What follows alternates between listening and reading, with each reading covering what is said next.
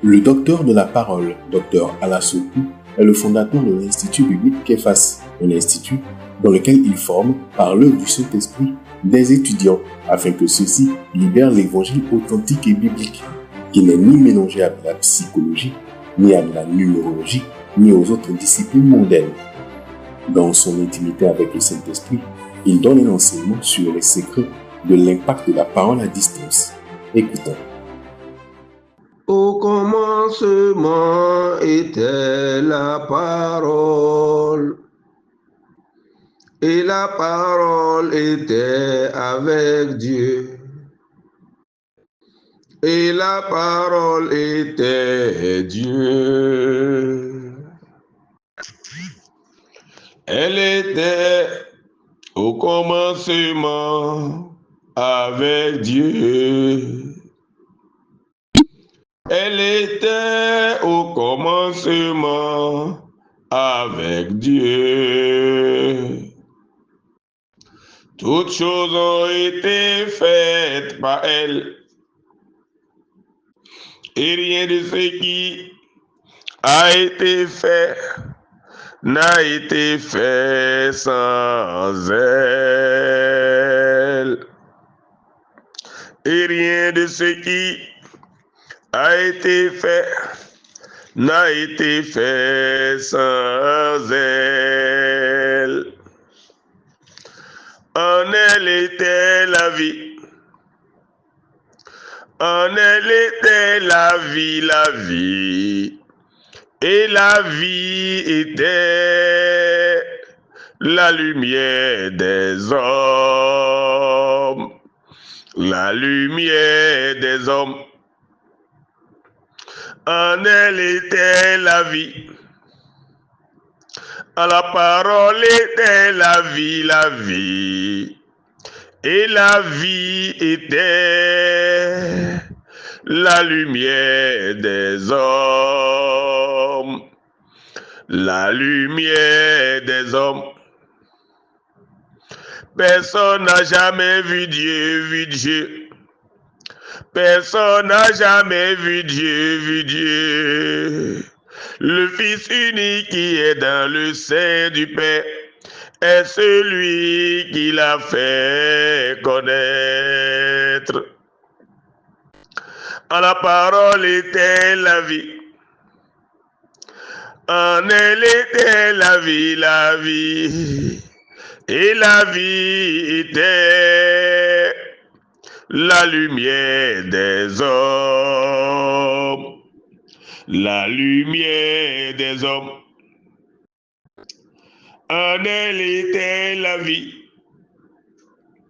En la parole était la vie. Et la vie était la lumière des hommes. La lumière des hommes. Personne n'a jamais vu Dieu. Personne n'a jamais vu Dieu. Le Fils unique qui est dans le sein du Père est celui qui l'a fait connaître.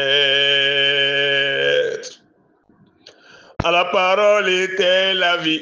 Alléluia. À la parole était la vie. Et la vie était la lumière des hommes. La lumière des hommes. Personne n'a jamais vu Dieu. Alléluia. Personne n'a jamais vu Dieu. Le Fils unique qui est dans le sein du Père est celui qui l'a fait connaître.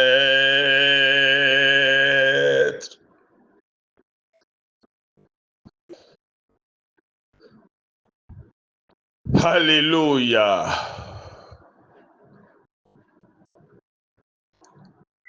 Seigneur, à qui irions-nous? Alléluia. Seigneur, à qui irions-nous? Tu as les paroles de la vie éternelle. en Jésus-Christ. Tu as les paroles de la vie éternelle, en Jésus-Christ. Tu as les paroles de la vie éternelle, en Jésus-Christ.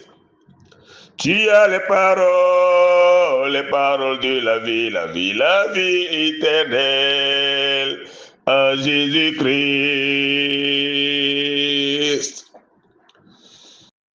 Après avoir multiplié 5 pains et 2 poissons pour nourrir 5000 hommes, sans compter les femmes et les enfants, Jésus a donné un enseignement très profond sur le sens spirituel et la vérité sous-jacente derrière les pains qui ont nourri les 5000 hommes, sans compter les femmes et les enfants. Alléluia, dans ce désert. Jésus alors a révélé que le pain en question était sa propre chair. Nous sommes en Jean 6, verset 14, Jean 6, verset 27 à 71 même. Jésus alors a prouvé, a démontré, a révélé qu'il était le pain descendu du ciel et que celui qui le mange a la vie éternelle. Jésus a dit, je vais commencer à partir de Jean 6, verset 56. Il dit, celui qui mange ma chair et qui boit mon sang demeure en moi et je demeure en lui. Comme le Père qui est vivant m'a envoyé et que je vis par le Père, ainsi celui qui me mange vivra par moi. C'est ici le pain qui a descendu du ciel. Il n'en est pas comme de vos pères qui ont mangé la manne et qui sont morts. Celui qui mange ce pain vivra éternellement. Jésus dit ces choses dans la synagogue enseignant à Capharnaüm. Plusieurs de ses disciples, après l'avoir entendu, disent « Cette parole est dure, qui peut l'écouter ?» Jésus, sachant en lui-même que ses disciples murmuraient à ce sujet, leur dit « Cela vous scandalise-t-il? Et si vous voyez le Fils de l'homme monter où il était auparavant? C'est l'esprit qui vivifie, la chair ne sert de rien. Les paroles que je vous ai dites sont esprit et vie. Mais il en est parmi vous quelques-uns qui ne croient point. Car Jésus savait dès le commencement qui étaient ceux qui ne croyaient point et qui était celui qui le livrerait. Et il ajouta, c'est pourquoi je vous ai dit que nul ne peut venir à moi si cela ne lui a été donné par le Père. Dès ce moment, plusieurs de ses disciples se retirèrent et ils n'allaient plus avec lui. Jésus donc dit aux 12, et vous, ne voulez-vous pas aussi vous en aller? Simon-Pierre lui répondit, Seigneur, à qui irions-nous?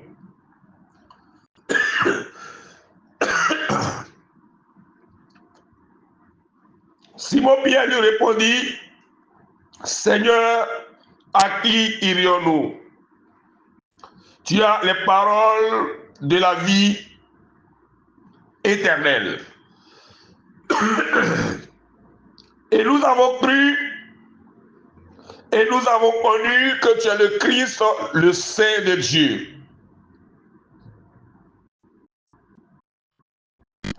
Jean 6, verset 56 à 69.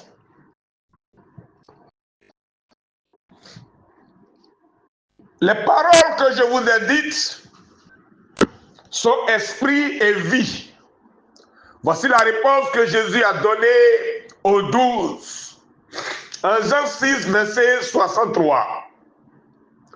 Les paroles étaient dures, dures pour les incrédules, dures pour ceux qui n'étaient pas de Dieu. Car est-il écrit, celui qui est de Dieu écoute les paroles de Dieu. Vous n'écoutez pas parce que vous n'êtes pas de Dieu.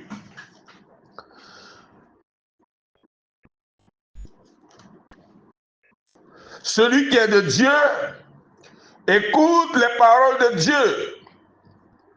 Vous n'écoutez pas parce que vous n'êtes pas de Dieu. Vous autres, étudiantes, étudiants de l'Institut biblique CEPAS, vous êtes de Dieu.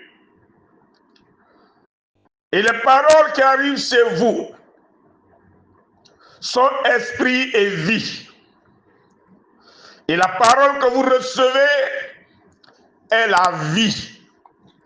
Est la vie éternelle. La parole que vous recevez est lumière. Elle vient chez vous. Elle vous apporte la vie pleine. Elle vous apporte la vie abondante. Elle vous apporte la vie éternelle. La parole qui arrive chez vous vous apporte l'immortalité. Quiconque croit en elle a la lumière et ne marche pas dans les ténèbres. En elle était la vie. Et la vie qui est contenue dans cette parole est la lumière des hommes. Cette parole que vous entendez vous procure la vie. Car Jésus a dit en Jean 10, verset 10, le voleur ne vient que pour dérober, égorger et détruire. Moi, je suis venu afin que mes brebis aient la vie et qu'elles soient dans l'abondance. La parole qui arrive chez vous, chez toi, ma soeur, chez toi, mon frère, est la vie de Dieu, est l'âme de Dieu, est le sang de Dieu. Elle est remplie de l'Esprit de Dieu. Elle vient pour te donner la vie éternelle. Elle vient chez toi. Elle enlève de ton corps, de ton âme, toute forme de maladie. Elle vient chez toi avec l'autorité, le pouvoir de la liberté et de la délivrance. Alléluia. Car Jésus a dit en Jean 8, 32, vous connaîtrez la vérité et la vérité vous affranchira, vous rendra libre.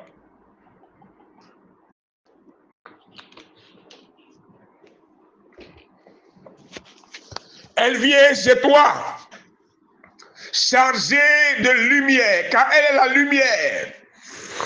Elle est la lampe qui vient pour t'éclairer. Elle te repositionne dans le chemin. Elle pose tes pas dans les pas de ton Seigneur Jésus-Christ, dans le chemin du royaume qu'il a tracé et inauguré par son propre sang. Alléluia. La Bible dit clairement que cette parole est remplie d'un pouvoir, d'une autorité. Quand Jésus dit, en Luc 10, verset 18 au verset 20, je voyais Satan tomber du ciel comme un éclair.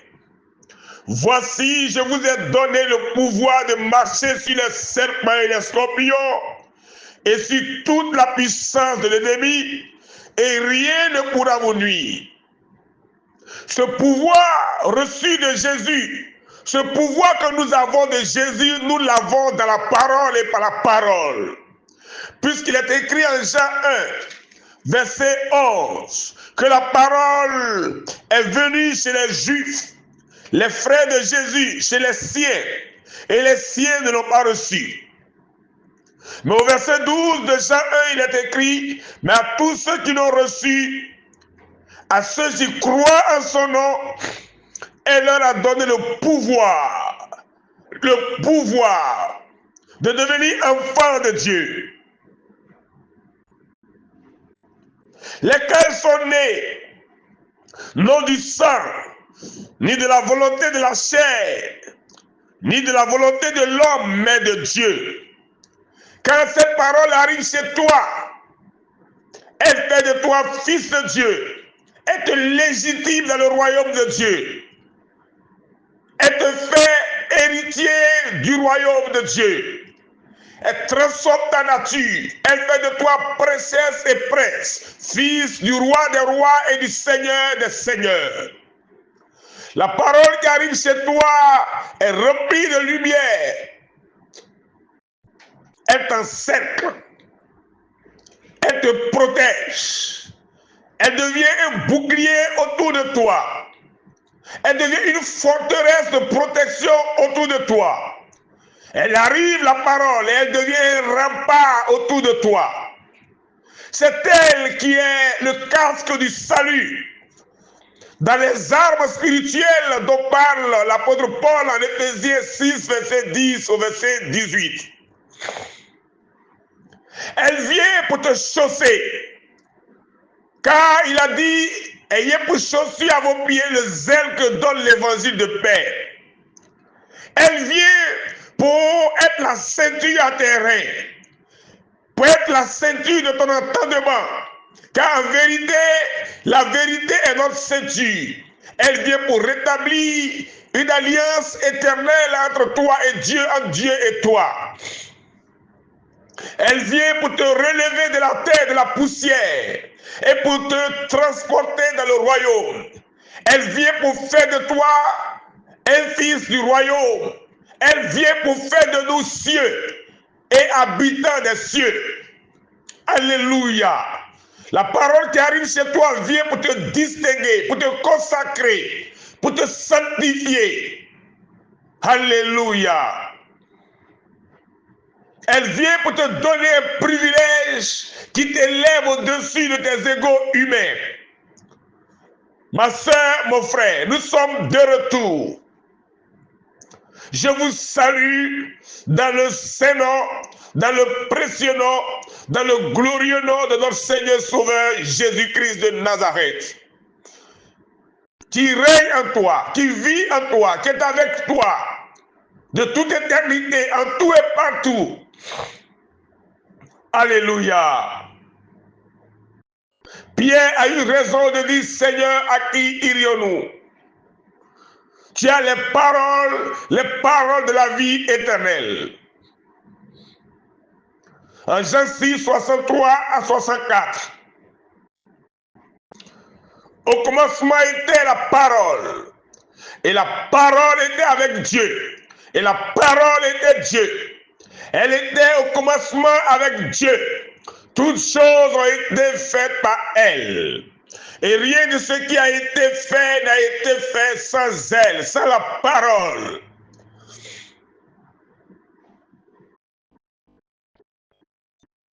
En elle était la vie. Et la vie était la lumière des hommes. Elle vient chez toi pour faire de toi un témoin de Jésus-Christ de Nazareth. Alléluia.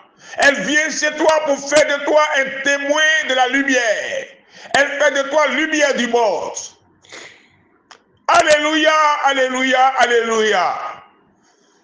Saint-Esprit, tu as pris le contrôle de mon être. Je ne suis qu'un simple instrument entre tes mains. Mon esprit est sous ton contrôle. Mon âme est sous ton contrôle. Mon sang est sous ton contrôle. Tout mon être est sous ton contrôle. Cet esprit, ma langue est ta langue, ma voix est ta voix. Mes lèvres sont tes lèvres. C'est ta voix qui est entendue par ma soeur et par mon frère. Tu bénis ma soeur, tu bénis mon frère. Tu maintiens ma soeur et mon frère dans l'abondance. Dans l'abondance. Dans l'abondance. J'imprime la bénédiction. J'imprime l'abondance sur la table du cœur de ma soeur, sur la table du cœur de mon frère. Alléluia, alléluia, alléluia. Que Dieu vous accomplisse, vous bénisse. Allez de l'avant au nom suprême de Jésus-Christ de Nazareth, de gloire en gloire. La parole qui arrive chez toi est comme un marteau qui vient briser le roc de l'incrédulité et du péché. Elle vient briser les chaînes, elle proclame ta liberté et ton indépendance. Elle vient te délier. Alléluia. Elle vient comme une eau pure, une eau vive qui vient du ciel. Elle vient te laver, te sanctifier, te purifier et te déclarer pur aux yeux de Dieu. Elle vient pour te justifier. Ma soeur, mon frère, Jésus-Christ est l'amour de Dieu manifesté pour toi. Alléluia. Parce que tu crois en lui, tu ne peux pas périr. Rien ne peut te nuire. Alléluia. Elle vient pour ranimer le don qui est en toi, qui était éteint. Hosanna, alléluia. Pendant que tu écoutes l'introduction de cette leçon que nous allons commencer par cette prière, Jésus lui-même est devant toi. Il te pose les mains. Il te pose les mains. Jésus est là, le souverain sacrificateur parfait, éternel, qui selon l'ordre de Melchisédek a traversé un tabernacle qui n'est pas de cette création, qui est entré dans le lieu très saint une fois pour toutes avec son propre sang. Jésus le sauveur, le libérateur, le rédempteur, le Dieu véritable est là. Il te pose les mains. Ces deux mains, avec ses paumes percées à la croix, mais cicatrisées par la puissance de l'esprit d'immortalité, sont posées sur ta tête. L'option descend. L'option descend. Tu reçois une transfusion de la puissance du Saint-Esprit.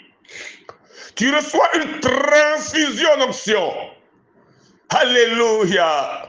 Tu reçois une transfusion du sang de l'agneau immolé qui rentre dans tes veines et qui te guérit de toute infirmité, de toute maladie. Jésus est là, il te pose les mains. Il est l'ancien des jours, il te pose les mains. Jésus est là, ses mains sont sur ta tête. Tu reçois l'onction. Le Saint-Esprit coule en toi, tu sens le mouvement de l'onction. Tu es rempli jusqu'au bord, depuis ta tête jusqu'au bout de tes orteils, en passant par le bout de tes doigts. Tu es rempli, tu es un vase plein d'huile, plein d'onction, plein de la puissance de Dieu. En même temps, tu es revêtu des pans de la robe de Jésus. Tu es revêtu des pans de la robe de Jésus. Alléluia. Tu es revêtu des pans de la robe de Jésus. Jésus te couvre. La honte de ta nudité est effacée, est cachée. Tu es revêtu de vêtements blancs, de fêlés. Le Saint-Esprit te touche. Jésus est là. Tu es rempli et revêtu du Saint-Esprit.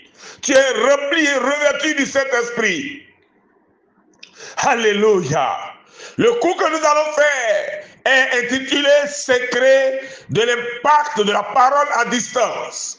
C'est pourquoi avant même de commencer l'introduction de ce cours, par cette prière, tu sens déjà l'impact du Saint-Esprit, l'impact des mains de Jésus sur toi. Jésus te touche, Jésus te touche, Jésus-Christ te touche. Alléluia. Jésus te touche.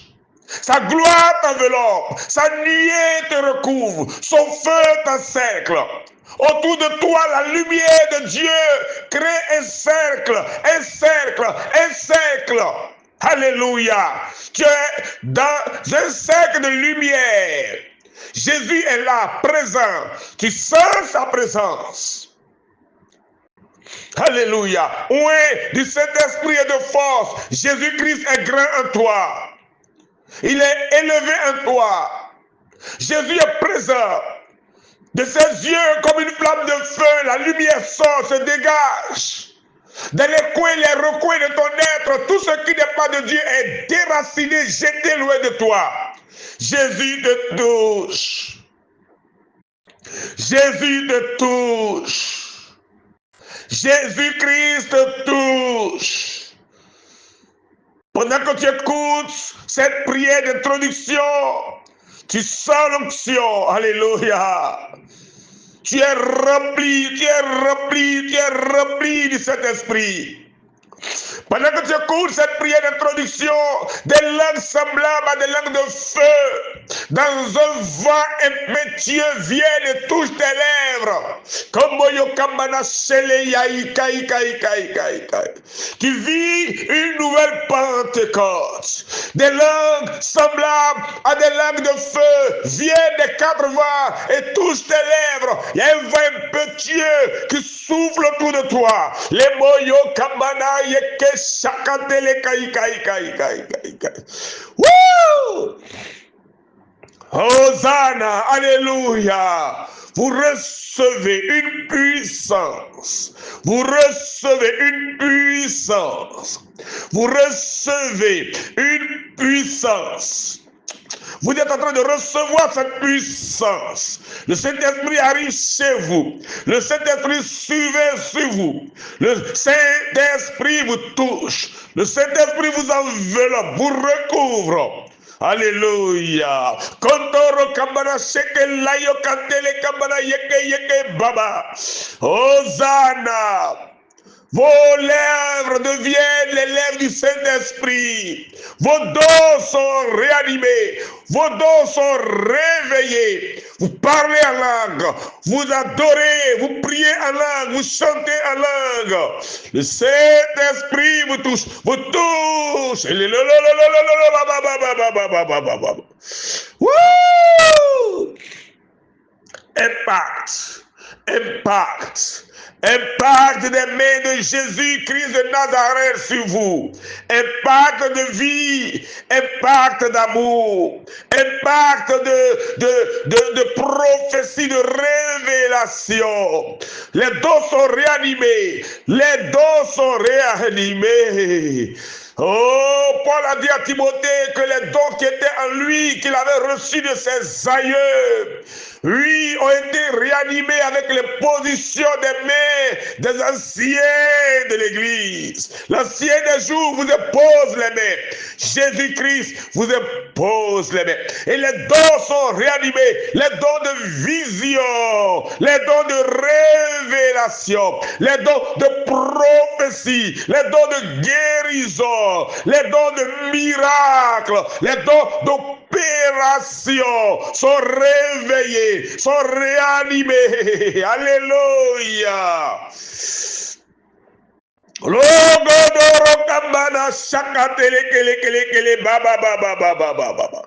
Les dons sont réveillés. La vision est claire. Les révélations sont nettes.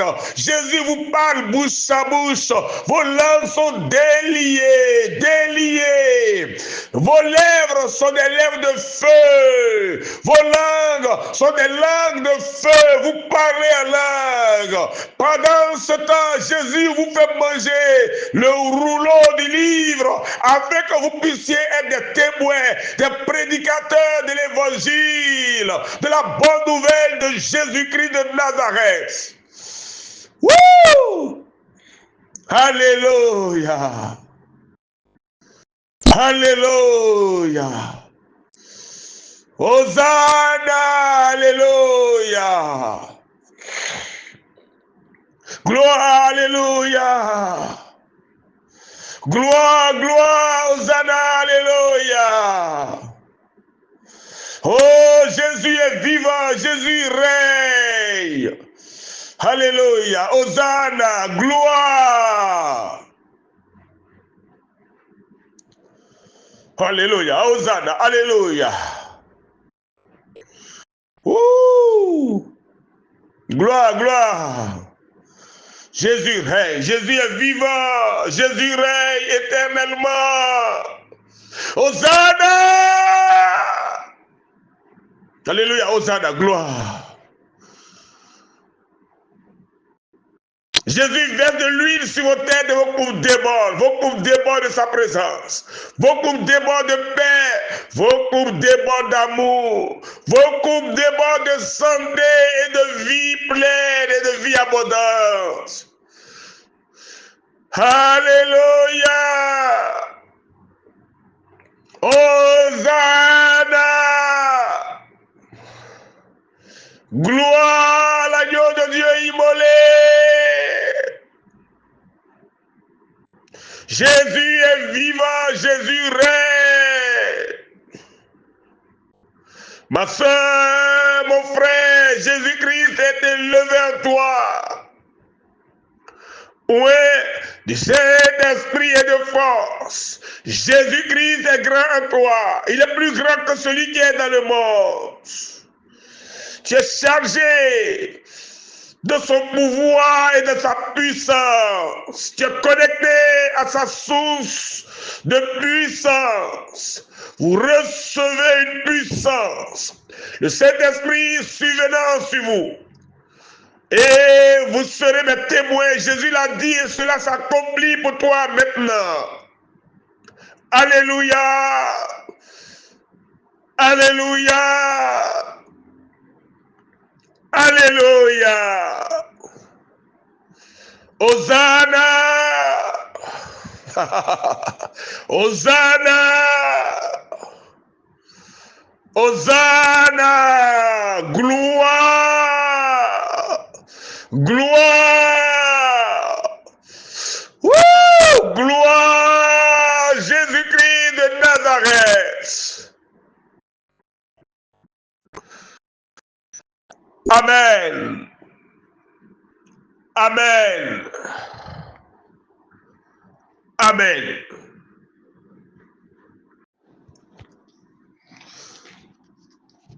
Saint-Esprit, tu es réveillé en moi. Ma langue est ta langue. Ma voix est ta voix. Je ne suis qu'un simple instrument entre tes mains que tu utilises pour poursuivre la suite de cet enseignement merveilleux sur le secret de l'impact de la parole à distance.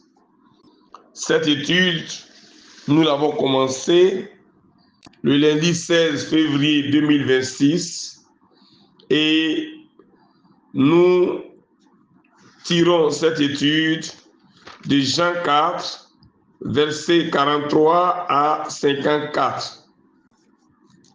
Je lis le texte avec vous. Jean 4, versets 43 à 54. Après ces 2 jours, Jésus partit de là pour se rendre en Galilée,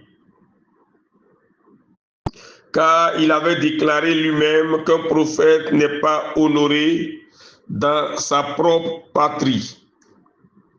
Lorsqu'il arriva en Galilée, il fut bien reçu des Galiléens qui avaient vu tout ce qu'il avait fait à Jérusalem pendant la fête, car eux aussi étaient allés à la fête. Il retourna donc à Cana, en Galilée, où il avait changé l'eau en vin. Il y avait à Capernaum un officier du roi, dont le fils était malade. Ayant appris que Jésus était venu de Judée en Galilée, il alla vers lui et le pria de descendre et de guérir son fils, qui était près de mourir. Jésus lui dit: si vous ne voyez des miracles et des prodiges, vous ne croyez point. L'officier du roi lui dit: Seigneur, descends avant que mon enfant meure. Va, lui dit Jésus, ton fils vit. Et cet homme crut à la parole que Jésus lui avait dite. Et il s'en alla. Comme déjà il descendait, ses serviteurs venant à sa rencontre lui apportaient cette nouvelle. Ton enfant vit. Il leur demanda à quelle heure il s'était trouvé mieux. Et il lui dit, hier, à la 7e heure, la fièvre l'a quitté. Le père reconnut que c'était à cette heure-là que Jésus lui avait dit, ton fils vit. Et il crut, lui et toute sa maison. Jésus fit encore ce second miracle lorsqu'il fut venu de Judée en Galilée. Amen. Avant de commencer cette étude, la deuxième partie de la leçon 1, je voudrais vous faire savoir, vous rappeler que la guérison a eu lieu, la guérison donc de l'enfant, du fils de l'officier du roi, était à Capharnaüm. Et c'est donc à Capharnaüm que la guérison a eu lieu. L'officier du roi était donc à Capharnaüm, son fils malade était à Capharnaüm, et Jésus, lui, était à Cana. Cana, c'est en Galilée, c'est là que Jésus a changé l'eau en vin. C'était le lieu du premier miracle de Jésus, selon Jean 2, versets 1 à 11. Lorsque nous sommes allés en pèlerinage en 2022 en Israël, la première ville que nous avons visitée, oui, était Nazareth. Après Nazareth,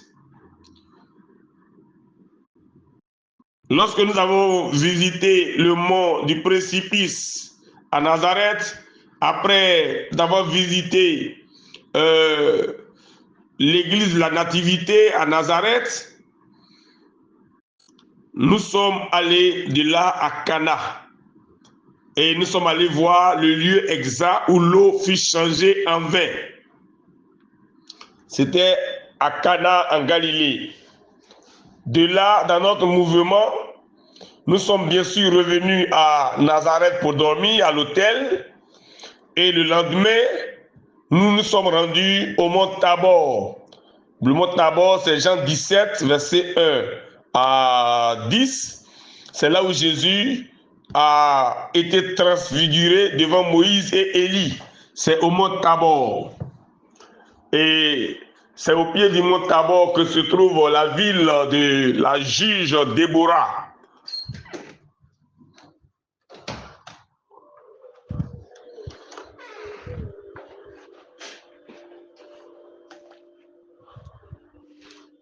Donc, nous avons visité le mont Tabor et dans la suite de notre périple, de notre mouvement, nous sommes allés à Capharnaüm. Et à Capharnaüm, nous avons donc bien sûr vu le lac de Génézareth, qu'on appelle aussi la mer de Galilée de Tibériade, la synagogue de Simon-Pierre. C'est dans ce lieu-là que j'ai été visité de manière exceptionnelle par l'arc-en-ciel qui m'avait complètement cerclé alors qu'on me prenait une photo. Mon alliance ou l'alliance de Dieu avec moi a été renouvelée à la porte d'entrée de la synagogue de Simon-Pierre. À côté de la synagogue de Simon-Pierre se trouve la maison de la belle-mère de Pierre qui bien sûr a été détruite par des volcans. Donc ce sont les vestiges qui sont restés. Et après nous sommes allés toujours au bord du lac de Génézareth, au lieu où Jésus-Christ a pris 5 pains et 2 poissons, les a multipliés et a nourri 5000 hommes sans compter les femmes et les enfants.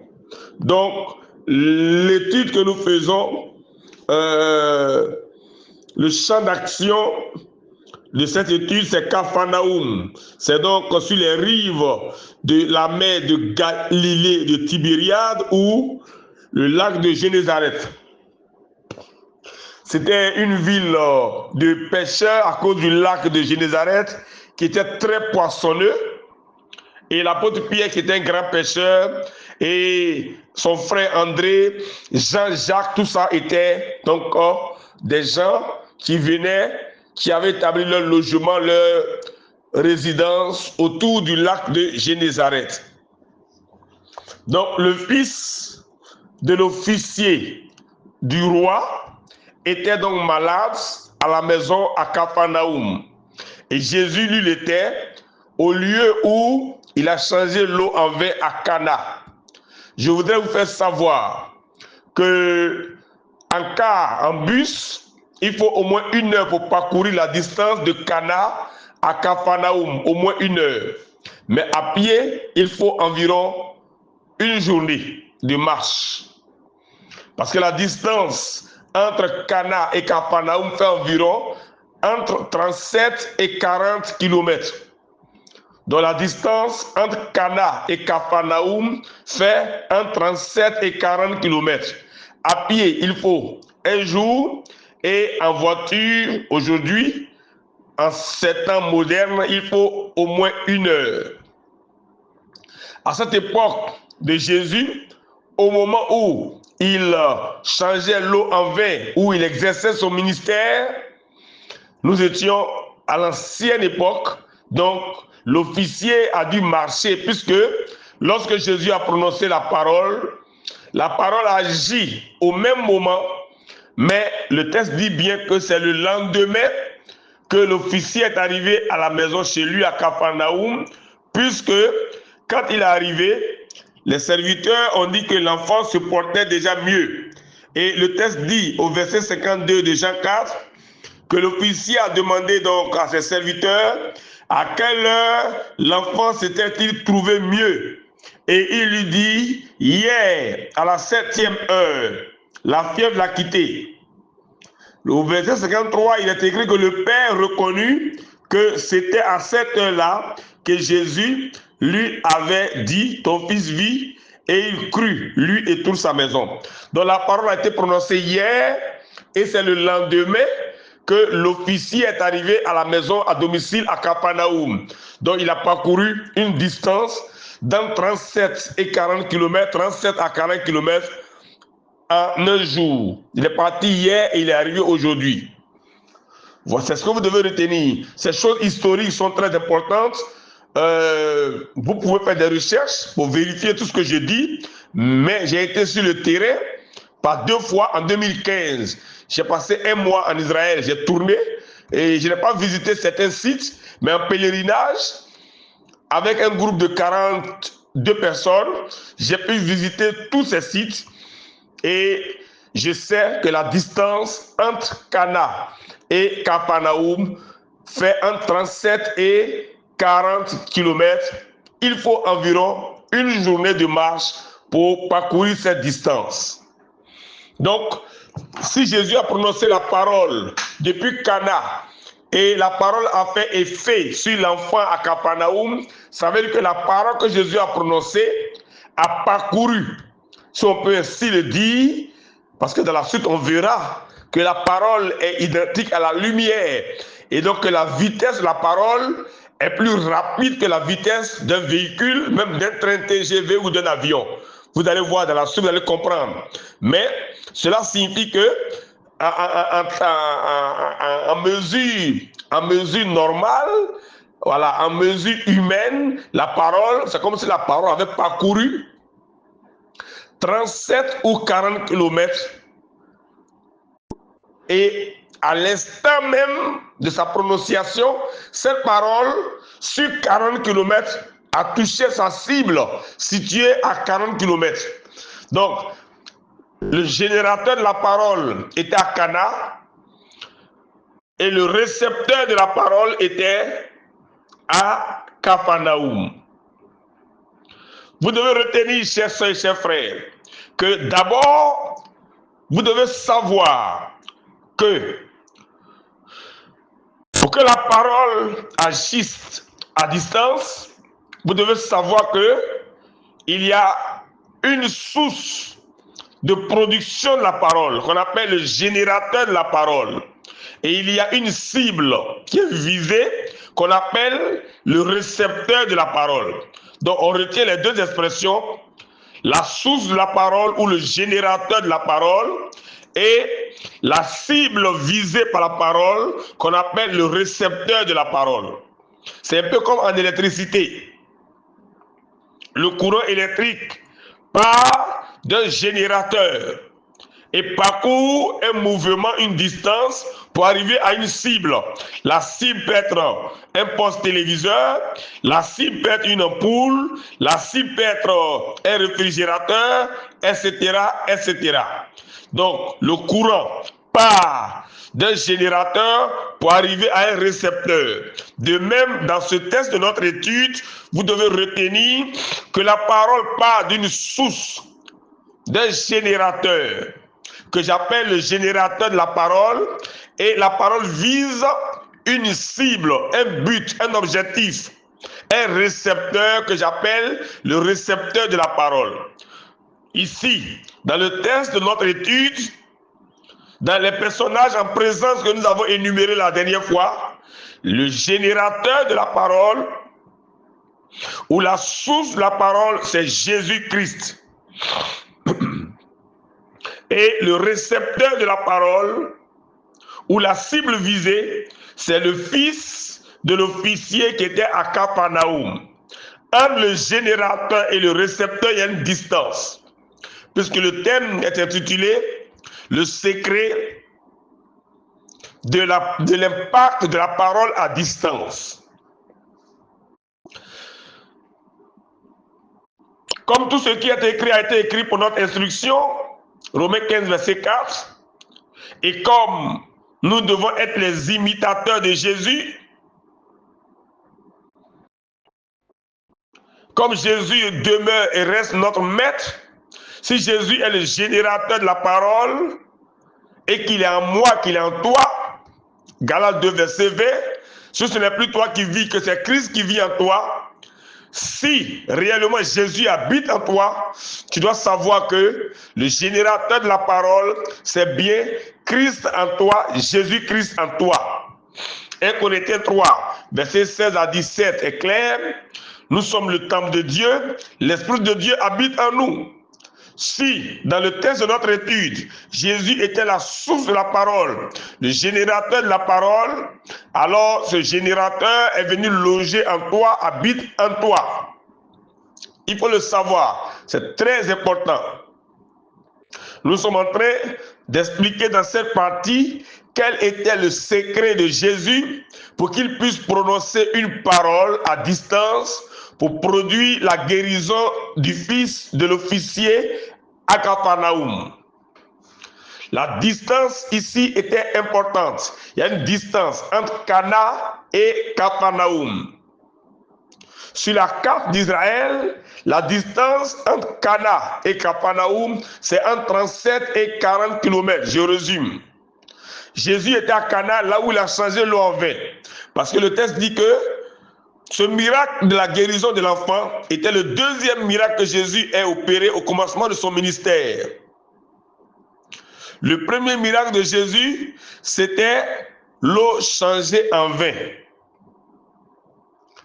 Et le second miracle de Jésus, c'est la guérison de l'enfant, fils de l'officier du roi de Capharnaüm. Jean 4, 54 dit, Jésus fit encore ce second miracle lorsqu'il fut venu de Judée en Galilée. Maintenant, qu'est-ce qu'il faut savoir d'autre? Entre le générateur de la parole, qui est Jésus dans ce texte, et le récepteur de la parole, il y a ici un intermédiaire. Ici, l'intermédiaire entre Jésus et l'enfant à Capharnaüm était le père de l'enfant. Voilà. Parce que ce n'est pas l'enfant malade qui est venu voir Jésus, L'enfant était couché à Capharnaüm. C'est son père qui s'est déplacé de Capharnaüm et qui est venu voir Jésus. Donc Jésus a échangé avec le père, mais pas avec l'enfant. Jésus a prononcé la parole de foi, la parole de guérison au père. Et le père a reçu cette parole, et la parole reçue par le père a fait effet sur l'enfant. Jésus a dit au père qui est venu de Capharnaüm à Cana, Jésus a bien dit ceci, je lis. L'officier du roi lui dit, Seigneur, descends avant que mon enfant meure. Au verset 50, Jésus dit, va, ton fils vit. Et le texte dit que cet homme crut à la parole que Jésus avait dite. Donc, je reprends. Entre le générateur de la parole et le récepteur de la parole, il peut avoir un intermédiaire. L'intermédiaire va jouer le rôle d'un premier récepteur avant que le second récepteur, le récepteur principal qui est l'enfant, ne reçoive la guérison. Donc, on retient, pour que la parole puisse agir à distance, il faut un générateur de la parole. Il faut un récepteur de la parole qui est l'organe cible, qui a le but visé. Mais entre les deux, entre le générateur et le récepteur, la cible, il peut avoir un intermédiaire. L'intermédiaire peut ne pas toujours exister. Mais quand il existe, cet intermédiaire-là est un premier récepteur de la parole. Cet intermédiaire est un élément transitoire. Et la foi de cet élément intermédiaire ou transitoire compte dans la guérison. Vous retenez cela. L'intermédiaire est comme un interrupteur. Si le courant part du générateur à l'ampoule de mon bureau, pour que l'ampoule s'allume, il faut d'abord que j'appuie sur un interrupteur. Quand on fait la physique, le cours de physique avec les élèves de 6e et de 5e, lorsqu'on fait un branchement continu, on a une source d'énergie, une pile, qui a deux bornes, une borne positive, une borne négative. On sait que le courant, on a vu ça en physique, circule de la borne positive à la borne négative et les électrons circulent de la borne négative à la borne positive. Donc, quand le courant circule depuis donc le générateur qui est la pile, ou bien ici dans ma maison, le générateur qui est le compteur, le courant passe dans des fils. Mais l'ampoule ne s'allume pas parce que simplement le courant circule. Pour que le courant qui circule puisse alimenter l'ampoule, il y a un interrupteur. Quand je rentre dans mon bureau, j'appuie sur l'interrupteur et donc c'est l'interrupteur qui va mettre l'ampoule en action, qui va éclairer donc l'ampoule. La télévision est alimentée par le courant qui vient du compteur, mais tant que je ne prends pas ma télécommande et que je ne mets pas la télévision en marche, on ne peut pas voir les images. Donc ici, dans ce texte, il y a le générateur de la parole, c'est Jésus. Jésus a prononcé la parole pour la guérison d'un enfant. L'enfant, c'est le récepteur de la parole. Mais entre les deux, entre le générateur et le récepteur, il y a eu le père de l'enfant qui était un intermédiaire, qui était un élément transitoire. Il est comme l'interrupteur. Sa présence est capitale pour la guérison de l'enfant. La foi de Jésus est la source de la guérison. Mais cette foi va se combiner avec la foi de l'élément intermédiaire, transitoire, pour que l'enfant reçoive la guérison. J'espère que vous comprenez. S'il n'y a pas d'élément transitoire, la parole agit directement sur la cible.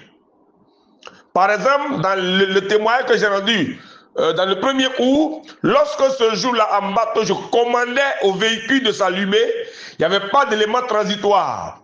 Il n'y avait pas d'élément intermédiaire. J'ai prononcé la parole, j'ai ordonné au véhicule de s'allumer, le véhicule s'est allumé. Lorsque j'ai demandé au Saint-Esprit de me transporter dans la chambre de mon fils, pour que mon fils spirituel se relève de son coma, il n'y avait pas d'élément transitoire. Le Saint-Esprit est allé avec moi, l'enfant s'est réveillé, il m'a vu dans une vision, il s'est réveillé. Mais s'il y a un élément transitoire qui vient vers moi pour dire mon fils est malade, ou alors faire quelque chose pour mon enfant ou pour cette personne, l'élément transitoire qui vient voir la source, qui vient voir le générateur, est obligé d'avoir la foi.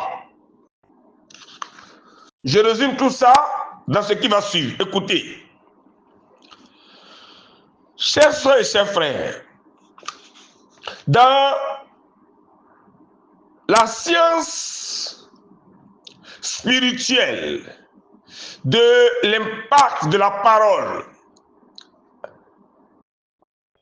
à distance, prononcée par une source, sur l'impact de la parole sur une cible, il peut y avoir un élément transitoire intermédiaire, comme il peut ne pas y avoir un élément transitoire et intermédiaire.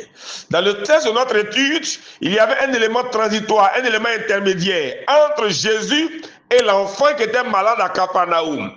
Entre les deux, il y avait le père de l'enfant. Si l'élément transitoire existe, si l'élément intermédiaire existe, il est comme un interrupteur. Il joue un rôle important dans l'alimentation de la cible. Sa foi est très importante pour la guérison, pour que la cible soit impactée. C'est très important. Alors, vous retenez ce qui va suivre. Même si l'élément transitoire, l'intermédiaire n'existe pas, la parole prononcée par le générateur de la parole atteint son but, atteint sa cible.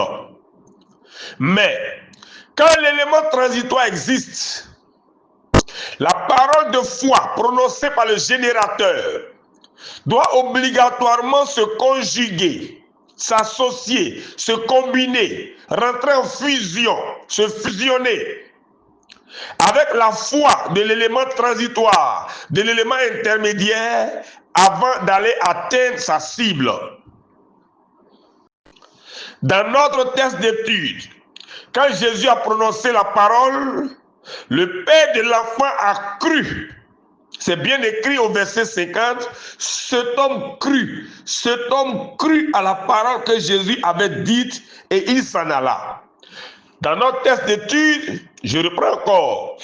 Quand Jésus a prononcé la parole, le père de l'enfant a cru et la guérison a atteint l'enfant.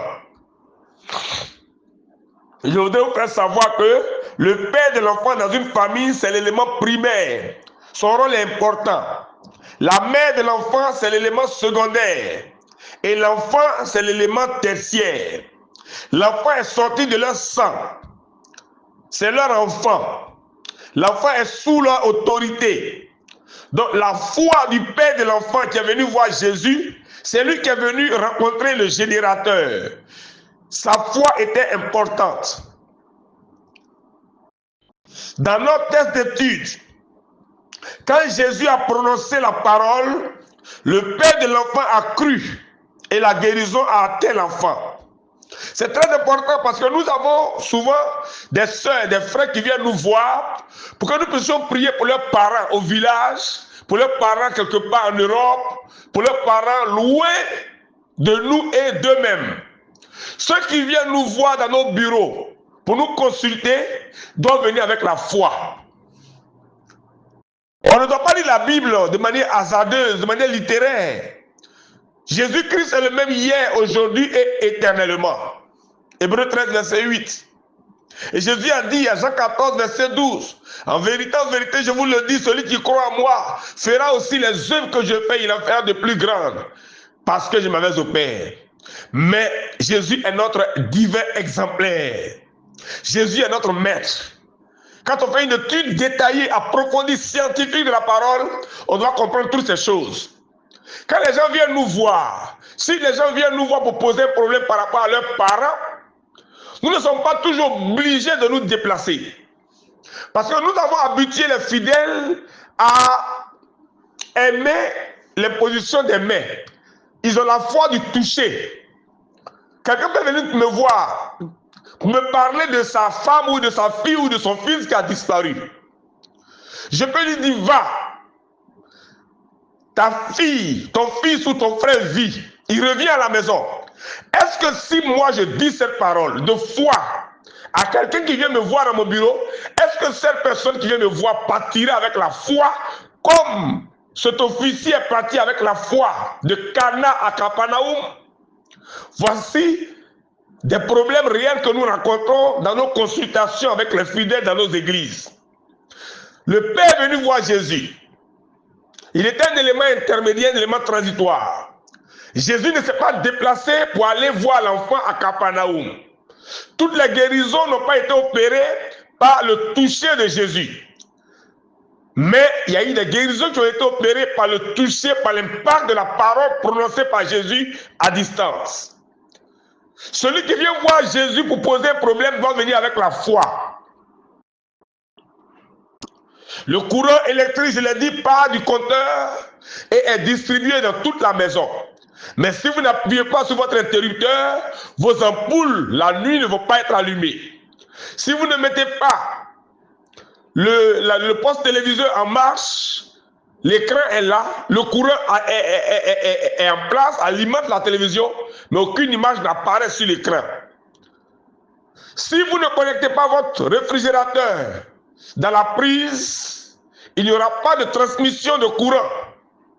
Pourtant, la maison est alimentée par le courant électrique. Donc, Jésus est bien le générateur de la parole. Il a l'autorité. Tout pouvoir est en lui. Il a dit en Matthieu 28, verset 18, « Tout pouvoir m'a été donné dans le ciel et sur la terre. » Mais lorsque vous venez le voir pour lui poser un problème, venez avec la foi. C'est très, très important. Je reprends encore.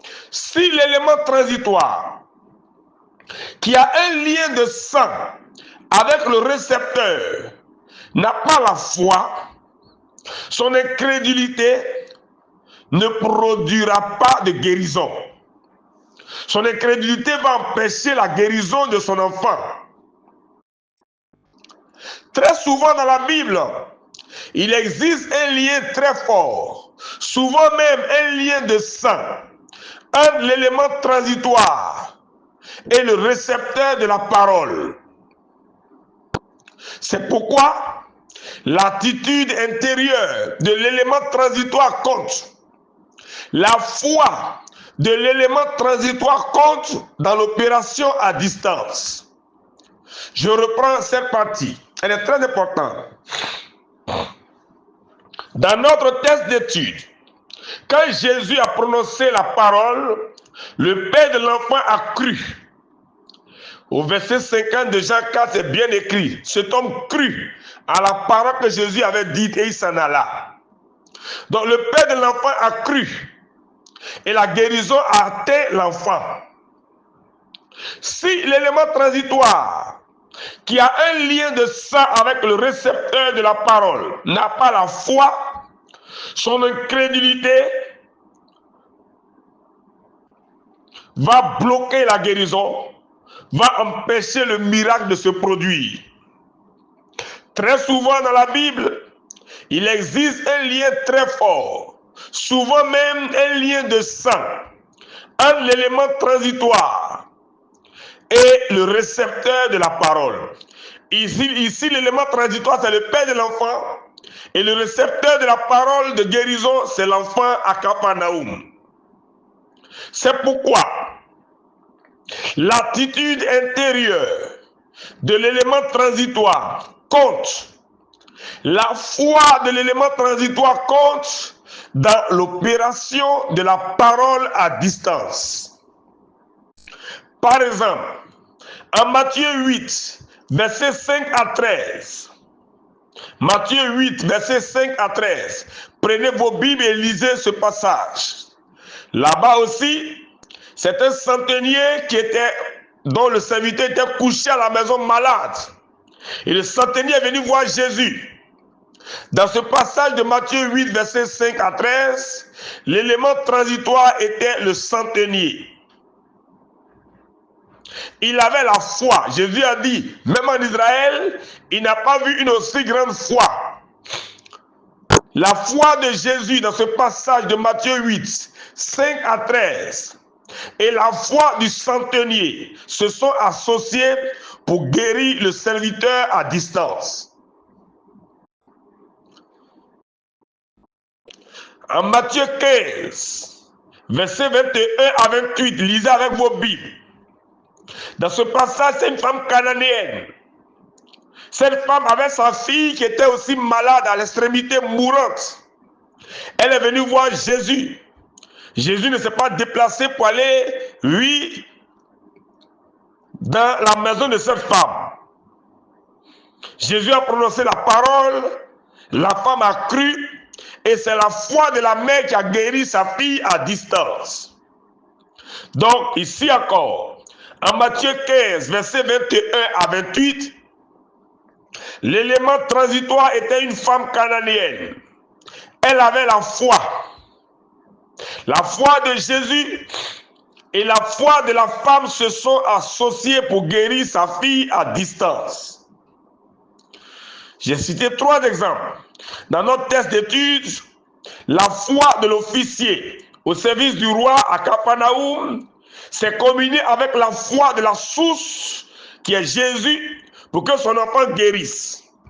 En Matthieu 8, verset 5 à 13, le centenier a cru à la parole de Jésus. Il avait la foi.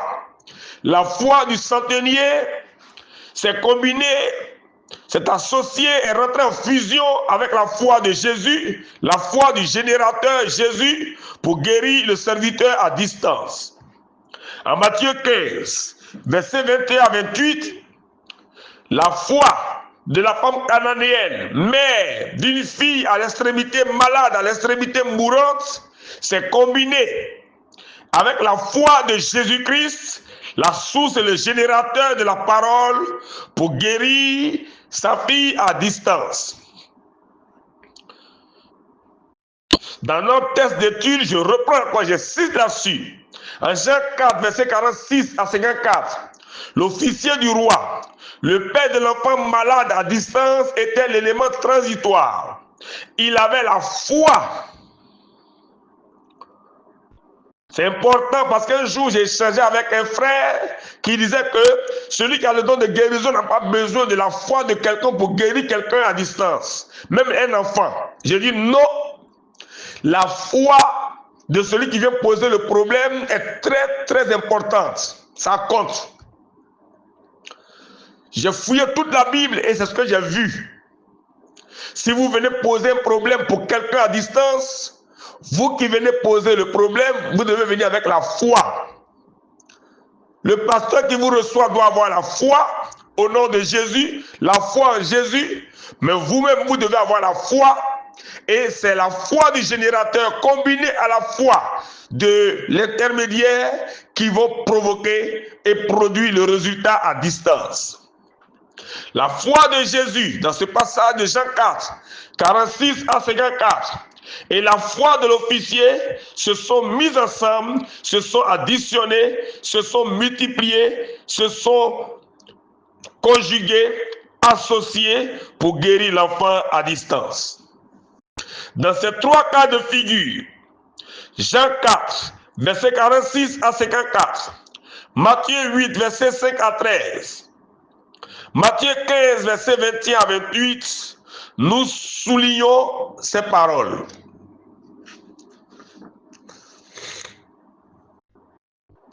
Jésus dit au centenier, va, qu'il te soit fait selon ta foi. Et à l'heure même, le serviteur fut guéri. Matthieu 8, verset 13, spécifiquement. En Matthieu 15, verset 21 à 28, j'ai souligné le verset 28. Alors Jésus dit à la femme cananéenne, femme, ta foi est grande, qu'il te soit fait comme tu veux. Et à l'heure même, sa fille fut guérie.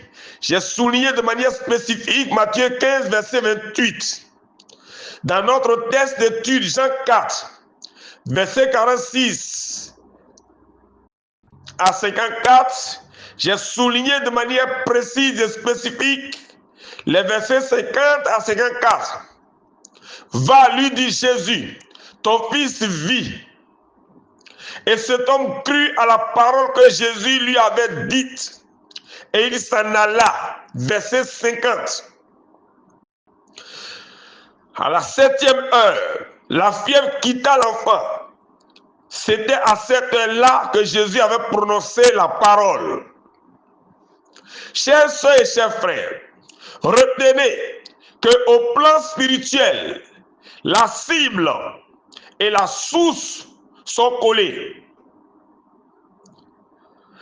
La cible, qui est l'enfant visé, et la source de la parole sont collées. C'est vrai que, humainement parlant, au plan géographique, sur une carte, et dans la réalité, la distance entre Cana et Capharnaüm fait entre 37 et 40 km. Mais au plan spirituel, dès que la parole est prononcée, la parole a touché aussitôt l'enfant. C'est tout comme si la distance n'existait pas.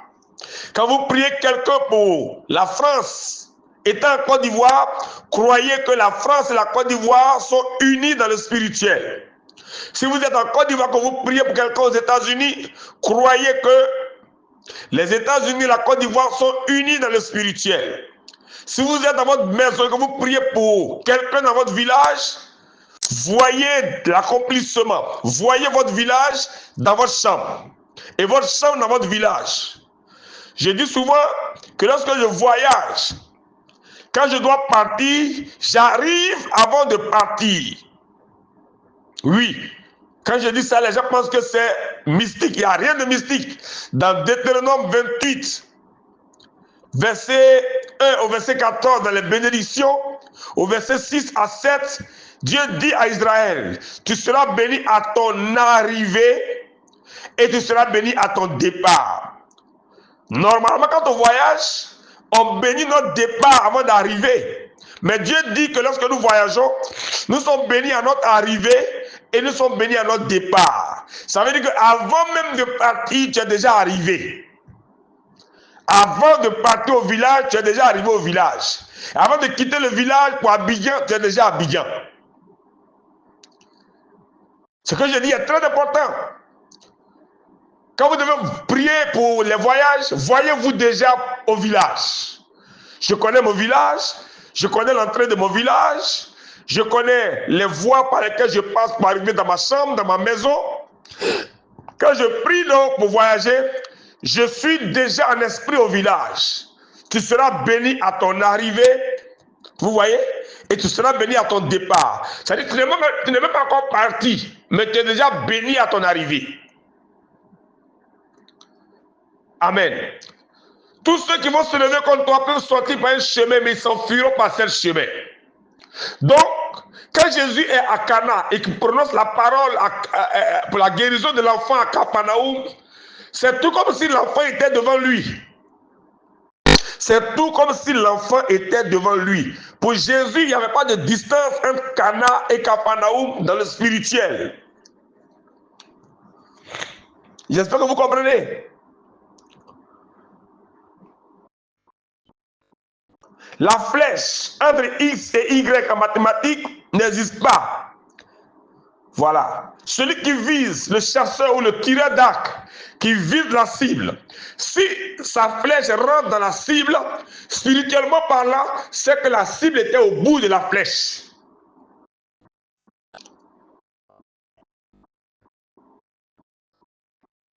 Tout est lié, tout s'entremêle dans le spirituel. Tout est lié, tout est un. Tout s'entremêle dans le spirituel. Il n'y a pas de distance entre X et Y. X et Y sont confondus dans le spirituel. Entre la source de l'énergie et l'énergie et pardon, le récepteur de l'énergie, il n'y a pas de distance. Voici pourquoi nous disons en spiritualité que tout est cyclique. Vous prenez une graine. La graine, c'est un noyau que vous avez entre vos mains. Mais à l'intérieur de la graine se trouve le germe. Vous prenez un noyau de mangue. Le futur manguier qui va produire des fruits est contenu dans le noyau. Vous mettez le noyau en terre. Le noyau se décompose, le germe sort. Le germe sort, devient un manguier. Le manguier a des branches. Les branches produisent des mangues. La mangue contient un noyau et contient un germe. La mangue contenant le noyau et le germe devient à nouveau le manguier. Donc, tout est cyclique. Tout est cyclique. Quand vous mettez votre tomate en terre, vous voyez déjà les fruits. Si vous avez cette compréhension, vos prières seront faciles. La parole n'a pas parcouru la distance de 40 km comme un véhicule ou comme un train parcourt cette distance ou comme un homme parcourt cette distance. Voici pourquoi, dès la 7e heure, qui est en réalité 13 heures GMT, quand Jésus à Cana prononçait la parole, l'enfant a reçu l'impact de la parole. Pour que la bouche de Jésus, notre maître, puisse agir avec efficacité à distance, Jésus avait la foi. D'ailleurs, Jésus est la source de la foi. La foi est très importante. Cet homme crut. Jésus a dit que le père de l'enfant a cru. Jésus est la foi. Il est le consommateur de la foi. Il est la source de la foi. Frères et sœurs, retenons que la foi, qui est définie en Hébreu 11, verset 1, comme étant une ferme assurance des choses qu'on espère, une démonstration de ce qu'on ne voit pas, est la base de toute la spiritualité de Jésus et des œuvres qu'il a accomplies. En Romains 10, verset 17, il est écrit que la foi vient de ce qu'on entend, et ce qu'on entend vient de la parole de Christ.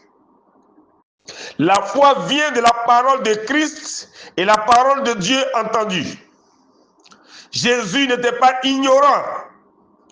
Jésus connaissait très bien la parole de Dieu et l'avait entendu de Dieu. Jésus connaissait très bien la parole de Dieu et l'avait entendu de Dieu. Jésus-Christ est lui-même la parole faite chair. Jésus a dit en Jean 14, verset 10. Jésus a dit en Jean 14, verset 10, et je cite, Jésus a dit clairement, « Ne crois-tu pas que je suis dans le Père et que le Père est en moi? Les paroles que je vous dis, je ne les dis pas de moi-même. Et le Père qui demeure en moi, c'est lui qui fait les œuvres. Or, le Père est Dieu, et Dieu est la parole. Au commencement était la parole, et la parole était avec Dieu, et la parole était Dieu. Donc, Jésus demeurait dans la parole, et la parole demeurait en Jésus. Jésus était la parole faite chair. Jésus n'était pas dissocié de la parole. Jésus avait la foi. Il est la source de la foi. Il est né de la parole. Et Jésus savait très bien que les paroles qu'il prononçait, étaient des paroles de création, parce qu'il est écrit en Jean 1, verset 1 à 4, comme au commencement était la parole, et la parole était avec Dieu, et la parole était Dieu. Elle était au commencement avec Dieu. Toutes choses ont été faites par elle. Même la guérison de cet enfant a été faite par la parole de foi que Jésus a prononcée. Et rien de ce qui a été fait n'a été fait sans elle. En vérité, je te le dis, Jean 3, verset 11 à 13, nous disons ce que nous savons et nous rendons témoignage de ce que nous avons vu. Et vous ne recevez pas nos témoignages. Si vous ne croyez pas quand je vous ai parlé des choses terrestres, comment croirez-vous quand je vous parlerai des choses célestes? Personne n'est monté au ciel, si ce n'est celui qui est descendu du ciel, le Fils de l'homme qui est dans le ciel. Jésus était la parole du commencement. Dieu qui s'est fait homme. Et Jésus demeurait dans la parole et la parole était en lui. Vous devez avoir foi à la parole de Dieu. Jésus avait la foi. Jésus savait que la parole, ce que la parole disait, ce que la parole révélait était vrai, était exact. Il avait une confiance totale dans la parole de Dieu. Au tombeau de Lazare, dans Jean 11, verset 40 à 42, lorsqu'il faisait la prière avant de ressusciter Lazare, voici ce qu'il a dit. Il dit, Père, je te rends grâce de ce que tu m'as déjà exaucé, car pour moi, je savais que tu m'exauces toujours. Mais j'ai parlé à cause de la foule qui m'entoure, afin qu'elle croie que c'est toi qui m'as envoyé. Donc quand Jésus doit prononcer la parole, il croit déjà au fond de lui-même, avant que les mots ne sortent, qu'il est déjà exaucé, et il prononce la parole qui produit les résultats.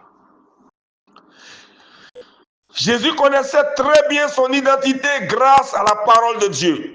Si vous voulez pratiquer ce cours, vous devez apprendre à vous découvrir, à vous redéfinir, à vous connaître véritablement à la lumière de la parole de Dieu.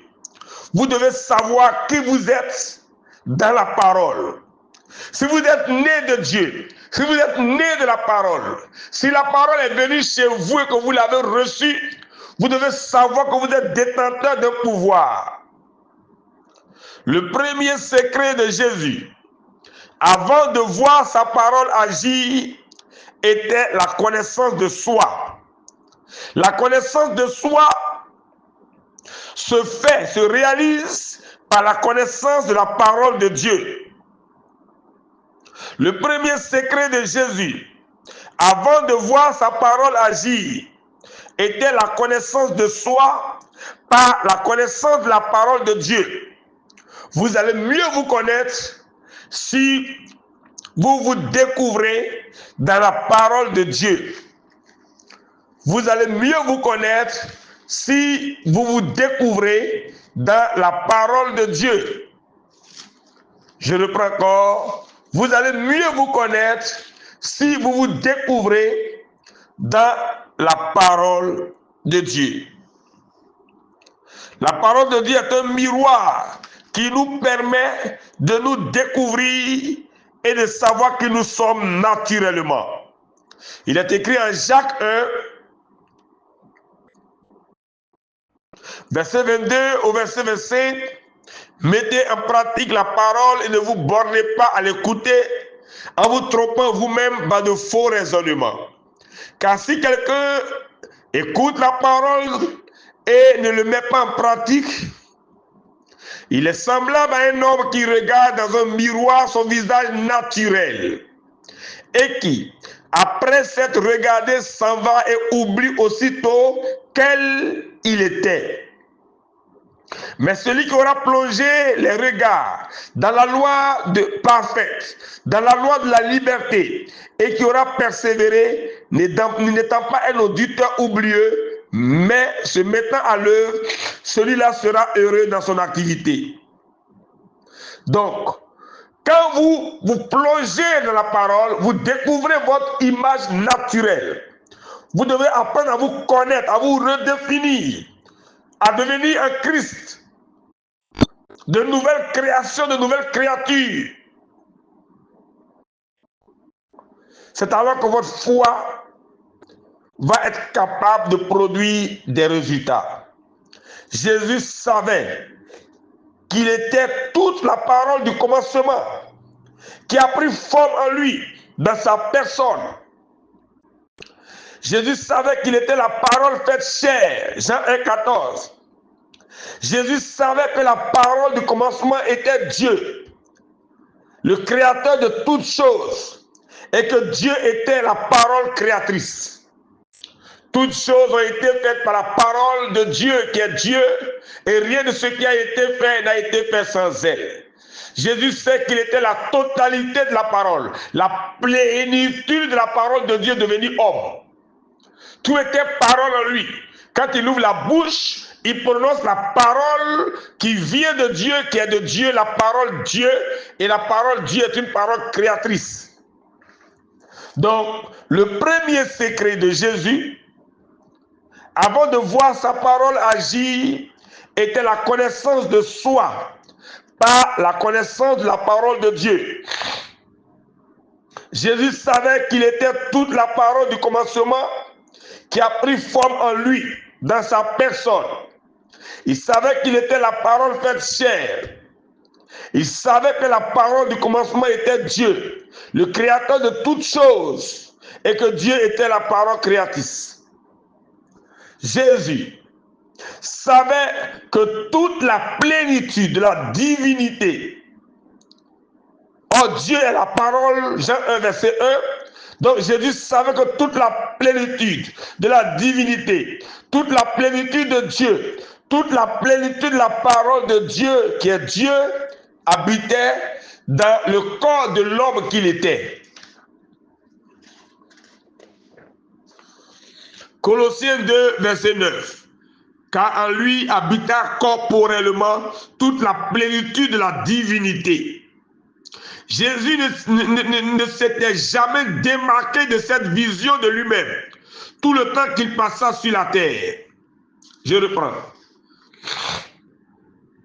Jésus savait que toute la plénitude de la divinité, la plénitude de Dieu, la plénitude de la parole qui est Dieu habitait dans le corps de l'homme qu'il était.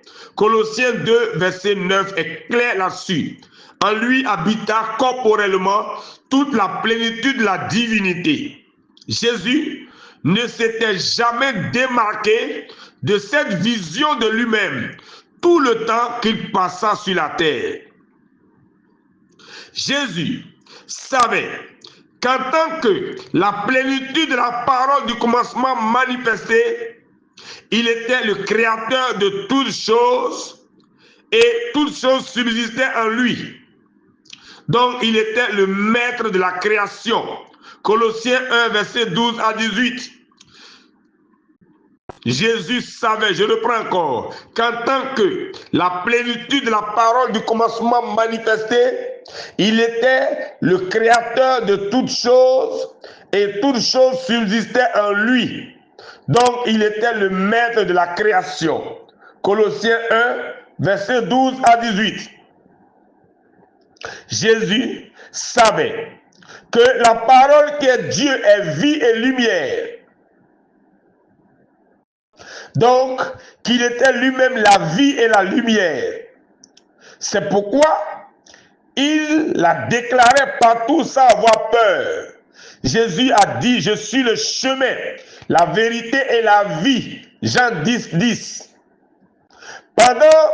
Dans Jean 14, verset 6. Je suis le chemin, la vérité et la vie. Jean 14, verset 6. Jean 10, 10, c'est le voleur de Dieu comme dérobé, égorgé et détruit. Moi, je suis venu afin que mes brebis aient la vie et qu'elles soient dans l'abondance. Jean 14, verset 6, Jésus a dit, je suis le chemin, la vérité et la vie. Je vous ai dit qu'il y a des erreurs, vous devez les rectifier avec la Bible. Que le Saint-Esprit vous aide à voir les fautes et à les corriger. Pendant que je suis dans le monde, je suis la lumière du monde. Jean 9, verset 4 à 5.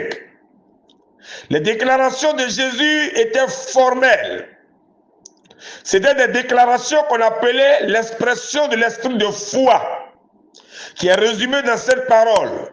J'ai cru, c'est-à-dire j'ai eu la foi, j'ai entendu la parole et je l'ai synthétisée en foi en moi.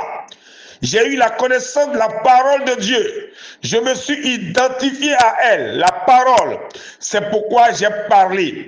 J'ai déclaré ma croyance. J'ai exprimé ma foi. J'ai compris l'objet de ma croyance, de ma bouche. 2 Corinthiens 4, verset 13. Romains 10, verset 9 à 11. Je reprends. Jésus savait que la parole qui est Dieu est vie et lumière. Donc, il était lui-même la vie et la lumière. C'est pourquoi il l'a déclaré partout sans avoir peur. Il dit, je suis le chemin, la vérité et la vie. Jean 14, verset 6. Pendant que je suis dans le monde, je suis la lumière du monde. Jean 9, verset 4 à 5. Ces déclarations formelles de Jésus sont appelées l'expression de l'esprit de foi, qui est résumée dans cette parole. J'ai cru, c'est pourquoi j'ai parlé. Ça veut dire quoi? Ça veut dire j'ai eu la foi. J'ai entendu la parole et je l'ai synthétisée en foi en moi. J'ai eu la connaissance de la parole de Dieu. Je me suis identifié à elle, à la parole. C'est pourquoi j'ai parlé. C'est-à-dire, c'est pourquoi j'ai déclaré ma croyance. C'est pourquoi j'ai exprimé ma foi. C'est pourquoi j'ai compris l'objet de ma croyance. J'ai cru et j'ai parlé de ma bouche. 2 Corinthiens 4, verset 13, Romains 10, verset 9 à 11. L'expression de l'esprit de foi signifie que celui qui a un esprit de foi a une manière de s'exprimer.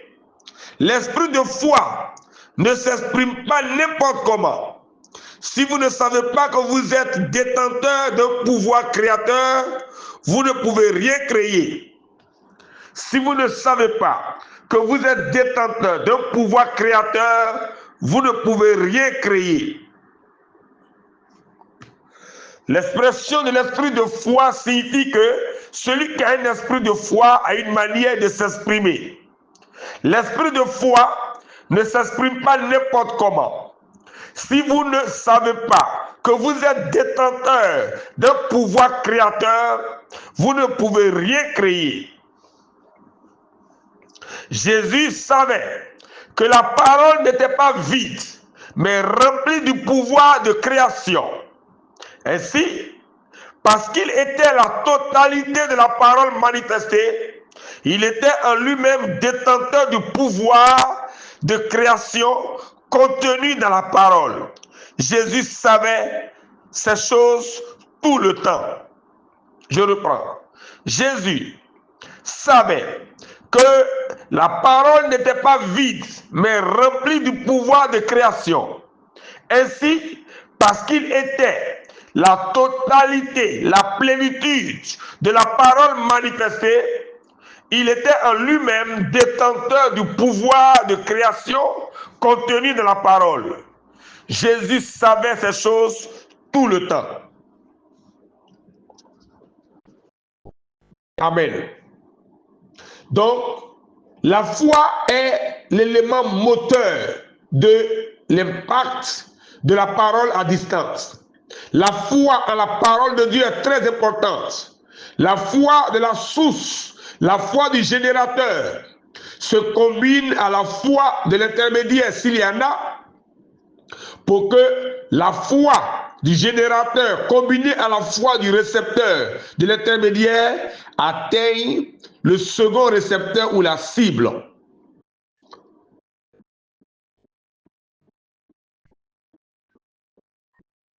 La foi est l'élément capital de l'impact de la parole à distance.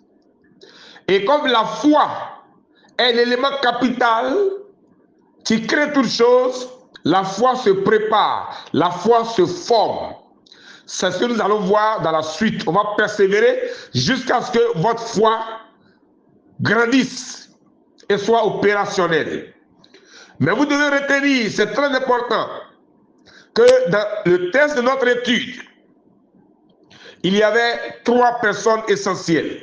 Jésus, le père de l'enfant et l'enfant.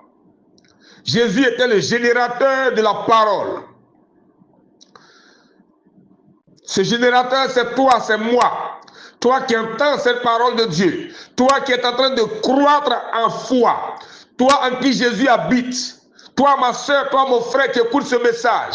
C'est toi qui veux t'exercer à guérir des gens à distance, à impacter des gens à distance, à créer des œuvres à distance.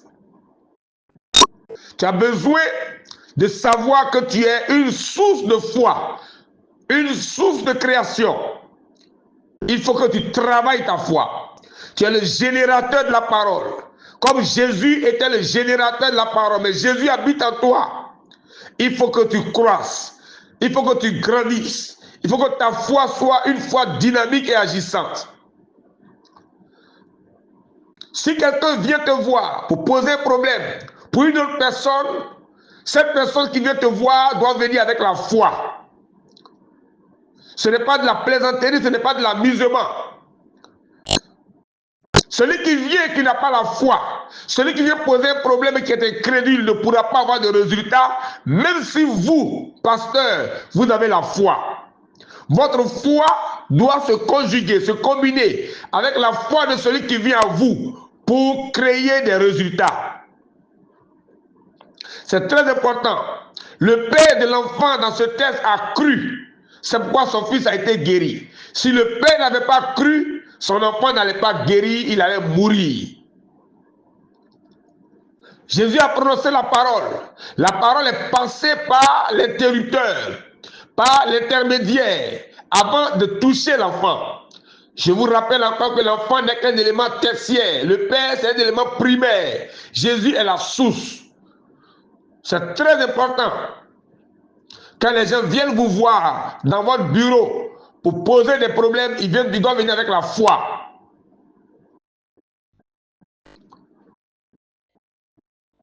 J'espère que nous comprenons toutes ces choses.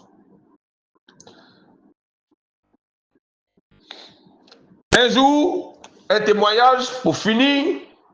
J'ai une de mes filles qui a fait la tentative d'aller à Londres. 5 ans. Pendant 5 ans, elle a tenté d'aller à Londres. Mais ça n'a pas marché. Et elle est venue me voir. D'abord, quand elle est venue, j'ai fait son baptême parce qu'elle n'était pas encore baptisée. Et après son baptême, c'était le 11 avril 2023. Elle est venue, elle m'a dit de prier pour elle, pour qu'elle parte à Londres. Donc, c'était sa 5e tentative. L'ambassade de Londres à l'époque, de la Grande-Bretagne à l'époque, se trouvait au Ghana. À cause des crises répétées dans notre pays en Côte d'Ivoire, l'ambassade se trouvait à Accra au Ghana. Donc, elle devait aller donc à Accra pour aller déposer ses papiers et puis attendre qu'on appelle pour l'obtention de son visa. Je n'ai pas prié. Le Saint-Esprit m'a dit de prendre une feuille blanche. J'ai pris une feuille blanche. J'ai dit, prends un bic. Écris de ta propre main, avec ta propre écriture, une résolution.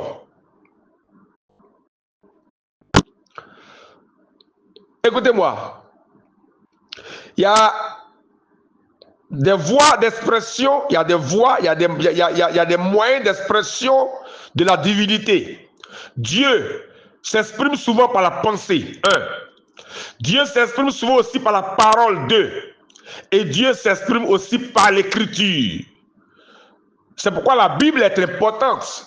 La Bible, c'est l'expression de Dieu écrite. La pensée est virtuelle, elle n'est pas visible. Et elle peut se volatiliser. Elle peut s'embrouiller, elle peut être perturbée. La parole sort, mais elle peut ne pas avoir de racines. Elle peut mourir. Jésus l'a lancé dans la parabole du semeur. Matthieu 13, verset 1 à 23. Mais l'écriture reste. L'écriture reste. C'est pourquoi dans Habakkuk 2, verset 4, il dit d'écrire la prophétie, de la graver et de la lire couramment. Donc, j'ai utilisé, poussé par le Saint-Esprit, la 3e expression divine, qui est l'écriture. Poussé par le Saint-Esprit, je lui ai dit, voici une feuille, écris ta résolution. C'est vrai qu'elle n'a pas fait de longues études, donc elle ne s'est pas bien écrit. Elle a écrit ceci, je lis. La feuille est devant moi. Quand moi, je tais son nom, moi, Y, je vais arriver à Londres, mes 6 premiers salaires, je donne 30% pour rendre grâce à Dieu. Je donne 30% de mes 6 premiers mois de salaire pour servir Dieu. Et j'ai pris mon cachet, j'ai mis mon cachet au bas de sa résolution et j'ai signé. je vous préviens que si vous voyez ma signature, je signe Jésus-Christ, J-Christ. C'est ma signature qui est là. Et donc, j'ai signé Jésus-Christ, j'ai mis mon cachet, j'ai signé Jésus-Christ. C'était le 14 avril 2023. J'ai plié la feuille et je l'ai gardée dans mon agenda. J'ai oublié complètement où j'ai mis la feuille. Et le 25 novembre 2023, donc j'ai prié en avril, elle a écrit sa résolution en avril, j'ai mis mon cachet, j'ai signé, et puis j'ai plié la feuille, j'ai mis dans mon agenda. Et puis, le temps est passé, elle est allée à Londres, elle allait déposer ses papiers, elle a obtenu discrètement son visa, je ne savais même pas. Et puis le 25 novembre 2023 à 18h40, je reçois un coup de fil. Je décroche et c'est ma fille qui est à l'aéroport. Elle était en train donc de monter dans l'avion pour aller à Londres. Je lui ai dit, mais j'ai oublié ce qui s'est passé ce jour-là quand je priais pour toi. Elle me dit, papa, pourquoi tu as oublié? Regarde dans ton agenda bleu là, ton agenda bleu de 2022, du trésor là, qui se trouve sur ton bureau. Regarde dans la première page. Tu as plié la feuille, la feuille qui contenait ma résolution et tu l'as gardée dans l'agenda. Effectivement, je suis venu au bureau, j'ai retrouvé l'agenda, j'ai ouvert la première page, j'ai vu sa résolution. J'ai crié Alléluia, j'ai écrit Jésus-Christ est fidèle, Alléluia. Donc vous voyez, il n'y avait pas d'intermédiaire, elle-même elle est venue. J'ai reçu une méthode de prière, utilisée l'une des expressions de la divinité qui est l'écriture pour qu'il y ait un impact sur la feuille. J'ai mis le sceau Jésus-Christ en bas, c'était déjà fait. Donc quand les gens viennent nous voir, nous ne sommes pas obligés de prier, nous ne sommes pas obligés de prier longtemps. Jésus a dit au Père, va, ton fils vit. Combien de personnes viennent nous voir et puis nous allons leur dire la même chose, va, tu as telle chose, va, c'est fait. Et qui vont croire que c'est fait et partir avec foi. Le problème dans nos églises, le problème dans l'église de Jésus-Christ aujourd'hui, c'est la foi. Les gens qui viennent nous voir n'ont pas la foi, les pasteurs n'ont pas la foi, et voici pourquoi les choses ne marchent pas. Le père de l'enfant avait la foi. Jésus est la source de la foi. La source de la foi qui est Jésus, c'est combiné à la foi du père pour que l'enfant reçoive la guérison. Donc l'une des premières choses, l'un des premiers éléments, l'élément moteur de l'impact de la parole à distance, c'est la foi. La foi du pasteur, mais la foi de celui qui vient voir le pasteur. Ayez foi en Dieu. Chers sœurs et frères, ayez foi en Dieu et enseignez la foi autour de vous. Mais la foi vient de ce qu'on entend et ce qu'on entend vient de la parole de Christ. C'est pourquoi vous devez lire la Bible, mais pas seulement lire, comprendre les Écritures, écouter, être enseigné, parce que la foi se construit, la foi se forme dans le cœur de l'homme. Que Dieu vous bénisse, que Dieu vous accomplisse. Soyez des hommes et des femmes de foi et soyez victorieux au nom de Jésus-Christ. Amen.